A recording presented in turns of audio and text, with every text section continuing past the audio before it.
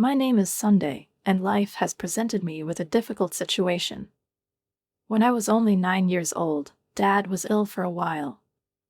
I didn't quite understand what was going on, as it happens at this age, but I was surrounded by silence, anxiety in my mother's eyes, and frequent night visits to the hospital. Dad was always so strong, so confident, and I couldn't imagine that anything serious could happen to him. However, one day, it was impossible not to accept this. He left forever. The next day, his footsteps, his loud voice, his jokes, with which he always dispersed the evening shadows, were not in the house. There was only an empty place at the table, the place where he always sat, where his bowl with a spoon stood as a permanent attribute of our little world. Mom didn't tell me anything that day. She was crying silently in the kitchen, and I couldn't figure out what exactly was wrong. Time passed, but I had to get used to life without him. A few months later, Mom brought Frank home. It was unexpected. We met the day he moved in, and I remember my mom saying to me, "This is Frank, Sandy, this is my friend." I didn't quite understand what it meant to be a friend at the time. He just appeared in our house, as if the place that Dad used to occupy was reserved for him. He was an adult and a stranger, and immediately there was that cold, dense barrier between us that was not easy to overcome. I saw how his gaze was cold, as if he didn't want to be here, didn't want to get into our house, into our world. He looked at me as if I were not a living being, but some kind of unnecessary decorative element. Mom met him with such determination that I thought maybe that's how it should be. It can't go on like this. You need to fill the void. "Hi, I'm a little shy, but I'll try to be polite," I said, trying to lighten the atmosphere somehow. I couldn't do it. Frank just nodded, not looking at me.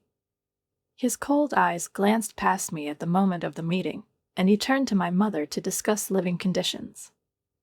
I felt a tightness in my chest. Somehow, everything in this house immediately became a stranger. Mom was busy talking to him, this strange man who moved so confidently around our house, as if he had always been here, and I felt superfluous. His gaze was directed towards Mom, and his hand rested on her shoulder. At that moment, something contracted inside me, and it became difficult for me to breathe. He didn't look at me, he wasn't interested in me, and there was nothing warm or caring in his gestures. He was a stranger, a complete stranger in this house, and in my life. Soon he began to appear more often. My mother and I lived alone, but after his arrival, he filled the whole house, as if he was the main one, and my mother and I were just the background. I tried to ignore his presence, but it was everywhere. He took up space on the couch, at the table, in the room that had once been our hiding place. Sometimes I noticed how he looked at me, but always with such coldness that I felt my shoulders tighten with tension. My mother often sought his support. She said that his confidence helped her get through everything that happened, but it seemed to me that she did not notice how he did not notice me. Sometimes I felt like I was a ghost in this house. Everything was happening around me, and it was like I was invisible. Mom didn't call me daughter anymore, like she used to. She spoke to me, but in a detached way, as if something had changed, and what was important had now lost its meaning. And Frank. He kept coming and going, and I felt more and more like he was sucking the warmth out of us, filling this house with his presence, but leaving it just as cold. I remember how excitement was intertwined with anxiety when my mother announced that another child would soon be in our house. A younger brother or sister seemed like something from the dream world, bright, gentle, and so necessary in our gloomy existence. I tried to imagine how it would be, how our lives would change. But I also knew that Frank's mood swings could make any holiday bitter. The months passed quickly, like one long, stressful week. And finally, a girl was born. She was named Anna. I was thrilled to see her for the first time, tiny, wrapped in a pink blanket. Her tiny fingers, constantly moving, as if she was looking for something in this huge world, melted my heart. I looked at her and thought that maybe things would get better now. Maybe even Frank will relent. When I took Anna in my arms, I felt like I was part of something magical. She was so small and fragile, but her presence seemed so huge that for a moment I forgot about everything. I hugged her to me and whispered, "Hi, Anna. I'm your big sister, Sunday. I will take care of you, I promise." This moment became an oath for me, a quiet but resolute promise to remain a pillar of support for her, despite everything that could happen. However, the magic was short-lived. As soon as we returned home with the baby, everything changed. Frank became even more irritable than before. Everything was different for him now. Money was running out, the house was too noisy, responsibility for diapers, mixtures and thousands of other small things seemed to him an unaffordable burden.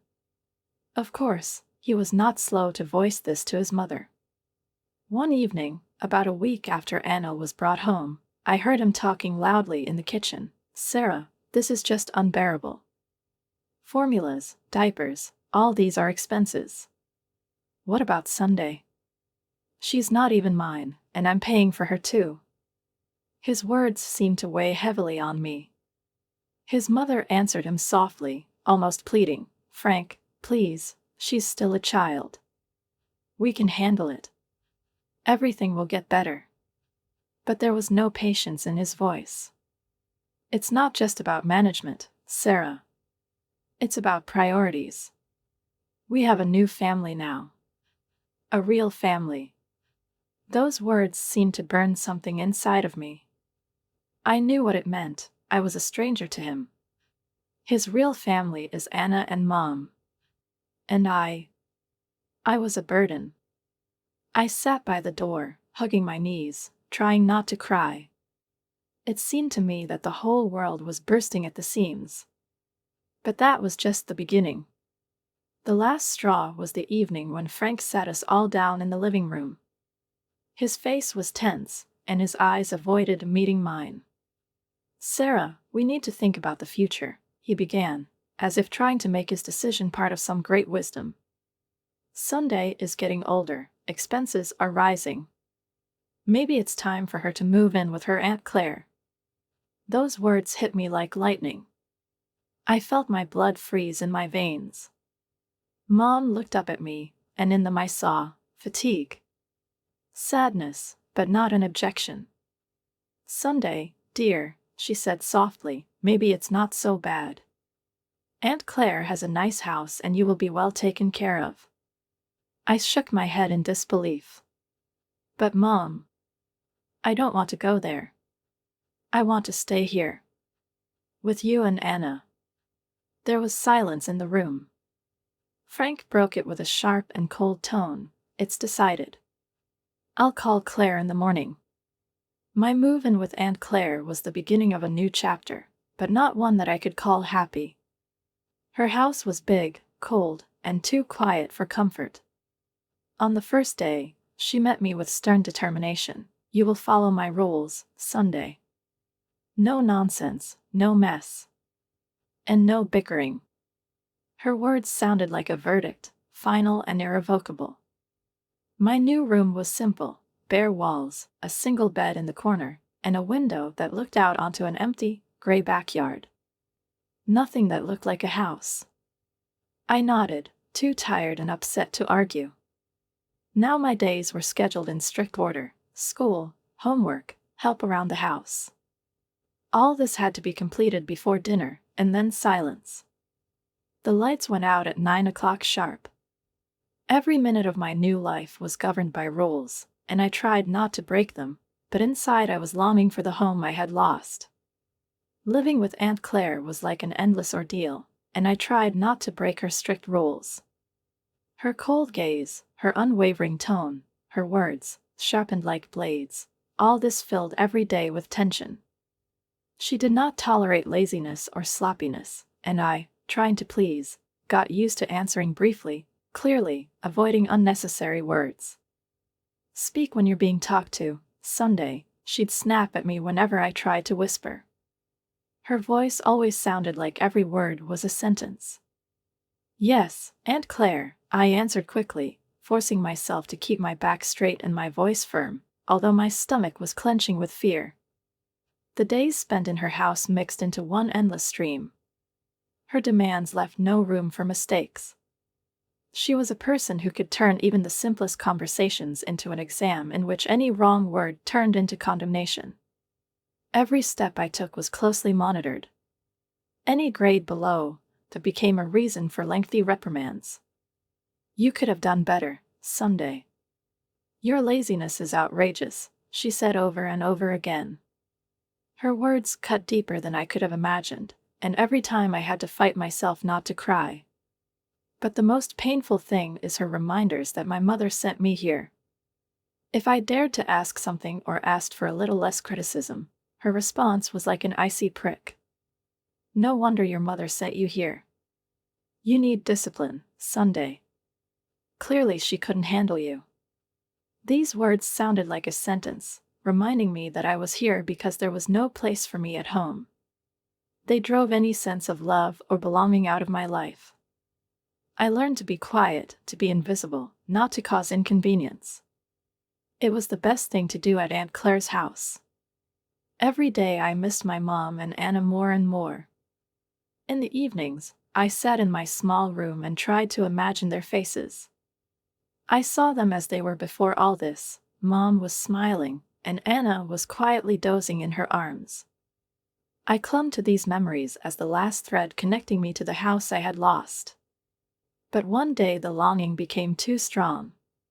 Aunt Claire had gone to her bridge club, and I knew I had a few hours before she returned. Her phone was on the kitchen counter, next to a bowl of fruit. It was my only chance. I hesitated for a long time before picking up the phone. My heart was pounding so loudly that it seemed to reverberate throughout the kitchen. I dialed the number I knew by heart. My fingers found the right numbers by themselves. The phone rang. One beep. Second. And finally I heard her voice. "Hello?"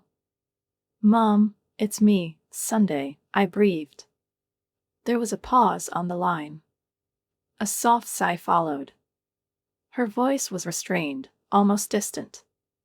"Sunday, why are you calling?" I swallowed, feeling a lump rise in my throat. "I just wanted to hear your voice," I admitted. The pause was longer this time. And then she said, coldly and evenly, as if we were discussing the weather, "You shouldn't have called." "But Mom," I began, desperately trying to find the right words. "I miss you. I miss home. When can I come back?" Her answer pierced me like an icy prick. "You can't, Sunday. Everything has already been decided. Don't call here anymore." I couldn't believe my ears. My heart ached, but I kept hoping that she would change her tone, that her voice would become softer, that she would say something that would dispel my fears. "Mom, please don't say that," I whispered. But her voice remained cold. "Sunday, there's nothing here for you. Goodbye." She hung up, and I heard the line go dead. The noise in his ears drowned out everything else. I sat holding the phone in my hands, as if it could bring her words back, make them different, warmer, but it was useless. The world seemed to have stopped. I couldn't believe my mom would say that. The silence in the kitchen after I put the phone back on the charger was deafening. I felt my hands tremble, my fingers still felt the cold plastic. The finality in my mother's voice, her sharpness, her refusal, all this broke something inside me. Tears blurred my eyes as I stumbled back to my room. I quietly closed the door behind me, trying not to make a single sound that could betray my despair. Sinking to the floor, I leaned back against the bed and hugged my knees, allowing myself to burst into tears. The room seemed even smaller than before, the walls pressed down on me, squeezing the space into a box from which it was impossible to get out. My mother's voice, her last words, cold and distant, echoed in my head, "There is nothing here for you." I couldn't understand how she could say that, how she could just cut me out of her life. An hour later, I heard the front door open and close. Aunt Claire's voice came from the hallway, sharp as ever. "Sunday, You better finish your chores. Yes, Aunt Claire, I said, trying to keep my voice steady. I quickly ran my hand over my face, wiping away tears. Weakness was not tolerated here. I got up and went to the kitchen to help with dinner, as if nothing had happened. But something has changed inside me. I felt even more devastated, even more alone. My mother's voice was still in my head, and her words seemed to cut me from the inside. Later that night, Aunt Claire found a call log on her phone.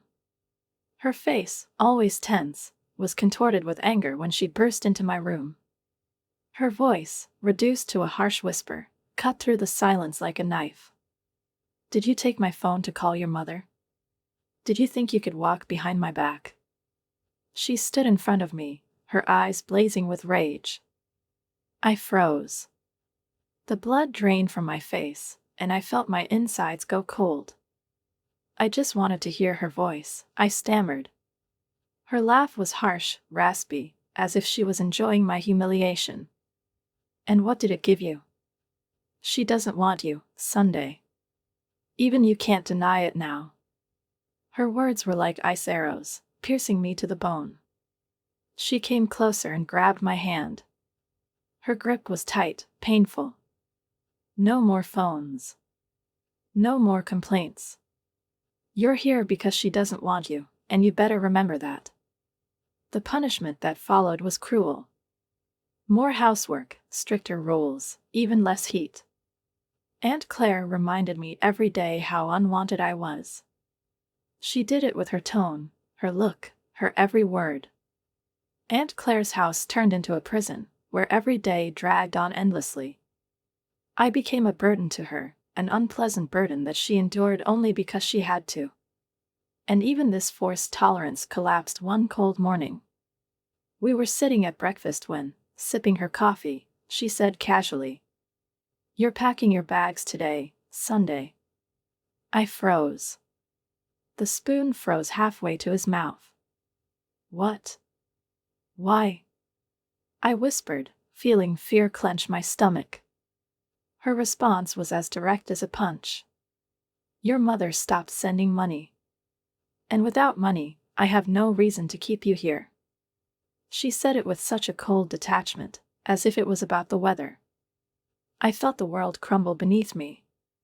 What's going to happen to me now? I barely managed to say, looking at her. She shrugged, her gesture as indifferent as her words. Not my problem. You can go to your grandmother's. If she doesn't take you, then you'll go to an orphanage. These words sounded like a sentence. Her voice was as hard as iron, leaving no room for argument. Everything inside me snapped. The thought of going to an orphanage terrified me. I couldn't even imagine what awaits me in this unknown world full of strangers. However, the mention of my grandmother, whom I barely remembered, caused a faint spark of hope in me. Perhaps she will accept me. Maybe I can find what I've lost in her house. Packing my things was a strange and almost surreal process. With every item I put in my bag, it felt like I was peeling off a layer of my life, leaving it behind at Aunt Claire's house. The year I spent with her was a time of pain and constant feeling of being unnecessary. And now, as I loaded my modest belongings into the car, I felt like this stage was finally coming to an end. The trip to my grandmother was held in oppressive silence. The car was moving quietly, except for the steady hum of the engine. When we arrived at her house, my heart began to beat faster. The house turned out to be modest, much smaller than Aunt Claire's majestic but cold dwelling. Grandma herself was standing on the porch. Her face was hard to read. No joy, no anger, just a tired, slightly wary expression. "This is Sunday, your granddaughter," Aunt Claire began, her voice sounding indifferent. "I can't hold her anymore." Sarah stopped paying. Grandma looked at me intently, but without hostility. "I see, come in, Sunday," she said shortly. Aunt Claire didn't linger. A brief nod, a toss of my things into the hallway, and she was gone, getting rid of her debt as easily as she got rid of me. It was warm at Grandma's house. The air was filled with the scent of cinnamon and something sweet. This feeling of homeliness was in stark contrast to the sterility and coldness of Aunt Claire's house. Grandma took me to the guest room, which was small but cozy, with a window overlooking the garden. "You'll be here. We'll need to discuss how to arrange things further," she said, her voice restrained, but there was a note of kindness in it. "Thank you, Grandma," I replied quietly, not entirely sure of her acceptance. She nodded and added, "We're a family, Sunday. You belong here more than anywhere else." These words were like a balm for my wounded soul. Over the next few weeks, I began to get used to living with my grandmother. She was strict, but her strictness was not offensive. There was no venom in her words, and even when she reprimanded, her tone was gentle. "Everyone has to do their part, Sunday. We support each other here," she would remind me if I forgot about my duties. "Yes, grandmother," I replied, feeling grateful for her justice. Living with my grandmother began to heal me. Quiet routine, simple joys, evening conversations over tea, all this has become something new for me, but incredibly valuable. I started to feel safe, and I haven't felt this feeling in a very long time. Time passed, and on my 16th birthday, my grandmother gave me a gift that changed everything. We were sitting at breakfast when she handed me an envelope. "Open up, Sunday," she said, her voice sounding both serious and warm. I carefully opened the envelope and took out some official documents. "What is it?" I asked, feeling my heart begin to pound. "These are the adoption papers," Grandma replied, her eyes looking at me intently. "I want to adopt you, make everything official, so that no one will ever make you feel unnecessary again." I felt a lump rise in my throat. Those words turned my world upside down. "Grandma, are you serious?" I whispered. "Yes, Sunday. You're not just staying here. You're my family. And it's time to make it clear to everyone," she said. Her voice was firm, but there was such love in it that I almost forgot. After a few weeks, everything was ready. We filed the documents in court, and I officially became Sandy Bennett. It wasn't just a new stage in my life. It was the birth of a new sense of belonging that I had been craving for so long. Since then, I have never felt lonely again. Grandma became my real family, and her support filled my life with the light that I missed so much.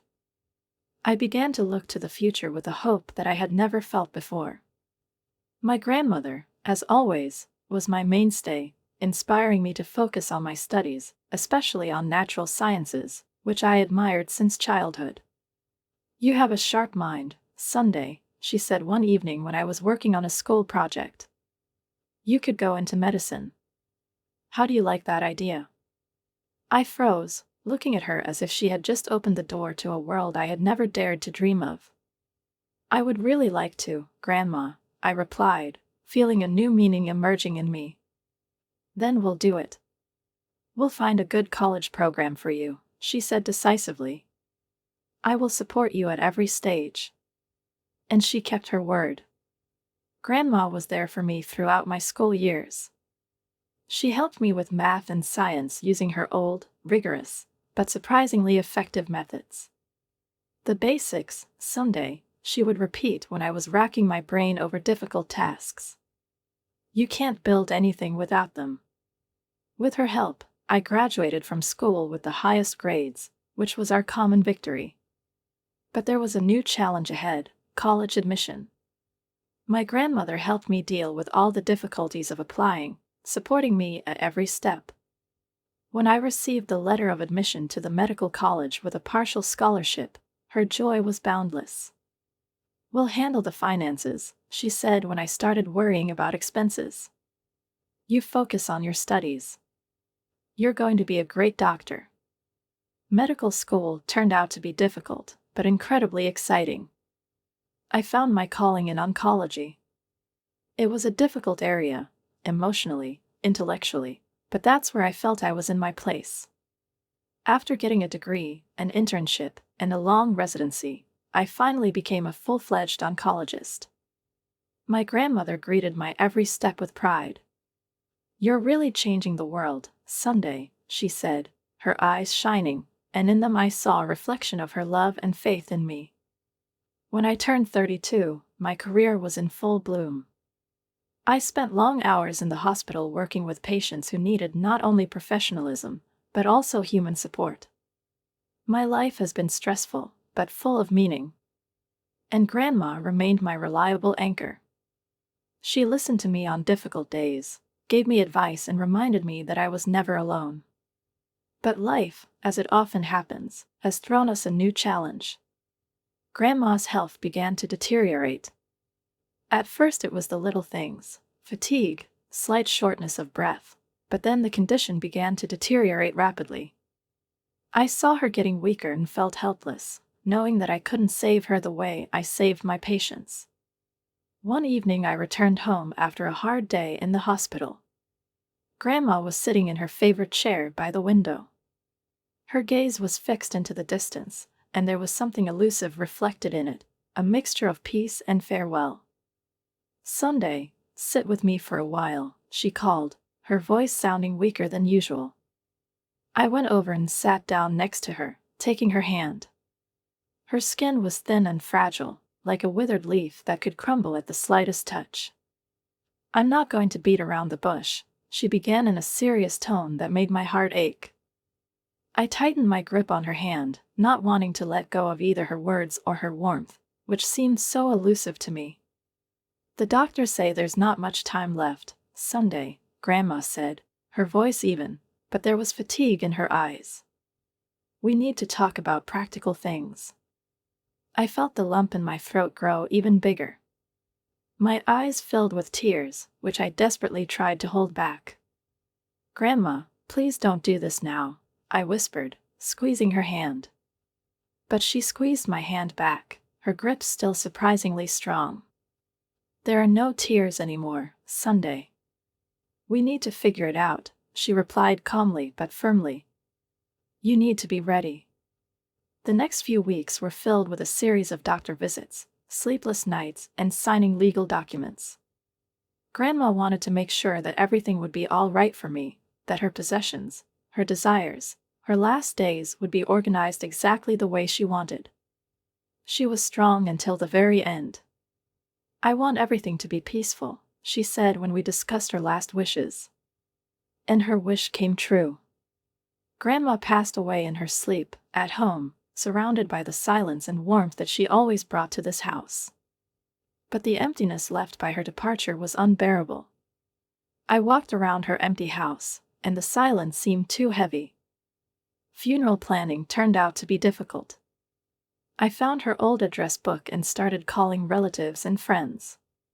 The responses were polite, some even warm, but many seemed distant. It became clear that few were willing to make an effort to come and say goodbye to her. It broke my heart, not only because of the loss of my grandmother, but also because of the loneliness that accompanied this farewell. On the day of the funeral, the chapel was almost empty. I stood there feeling strangely detached while the priest talked about the meaning of life and the legacy we leave behind. It wasn't long after the funeral when the past, which I had thought long forgotten, suddenly knocked on my door. It was them, my mother, stepfather, and their daughter, who was now an adult, 20-year-old woman. Mom didn't waste any time. "Sunday," she said in a cold, demanding tone, "you need to share the inheritance that Grandma left." I stared at them in disbelief, anger rising in my chest. "You left me, remember?" I said, trying to keep the tremor out of my voice. 20 years ago, you decided that I was too much of a burden." My heart was pounding, and my mother's face twisted into a grin. "Ungrateful girl," she spat. "And now you're a rich doctor with an inheritance that you owe us." I couldn't stand it and laughed. My laugh sounded bitter, almost hoarse. "My grandmother adopted me legally." "You're nothing to me," I said firmly. Her face was frozen with shock, and her stepfather, who always played the role of a bully, leaned towards me menacingly. "You're going to regret this, Sunday," he hissed. When they left, I slammed the door behind them. The click of the lock sounded like the final note, drawing a line under this conversation. I stood with my back against the door, feeling a strange mixture of relief and determination. But their visit turned out to be just the beginning. A few days later, I was at work when a neighbor called me. "Sunday, I don't want to bother you, but your family is back at your house. They're unloading something, furniture, I think. It looks like they're moving, or something like that." My heart skipped a beat. I knew I was going to have a new battle. When I pulled into the driveway and saw their car parked in front of the house, my stomach turned. My heart sank, and rage rose like a storm wave. I went inside, trying to stay calm, but the picture that opened up in front of me instantly lit the fuse. My mother, stepfather, and stepsister were unpacking boxes in the living room as if the place belonged to them. Their movements were confident, relaxed, as if they had arrived home after a long absence. "What are you doing?" I demanded, trying to keep my voice firm. My mother turned to me with a surprise that seemed almost theatrical. "Oh, Sunday, we're just settling in," she said with a touch of mock warmth. "It's family property." I took a deep breath, trying to keep control of myself. "No, it's not," I said firmly. "This is my house. By law, it belongs to me. It was left to me by my grandmother. You need to leave." The stepfather stepped forward, grinning as if enjoying the situation. "Make us," he challenged. "We are a family, and we deserve our share of this house." I felt the rage inside me boil up. "Family?" I asked, looking at him directly. "You haven't been my family for over 20 years. You can't just come in here and claim what belongs to me." The stepsister, who had been silently watching from the sidelines, finally spoke. "Sunday, why are you doing this?" she said reproachfully. "Don't be heartless. We're just asking for what's fair." I laughed, and my laugh sounded bitter, sharp, like glass hitting a stone. "What is fair?" I asked, feeling the words rush out of my mouth. "Abandon the child? To appear only when there's a chance to snatch something? Is this your justice?" Their faces darkened. They muttered something, avoiding eye contact with me. But it only strengthened my resolve. "I'm calling the police," I said, pulling out my phone. "Sunday, you're going to regret this," my mother tried to stop me. "I've been regretting knowing you for years," I retorted, dialing the number. The officers arrived quickly.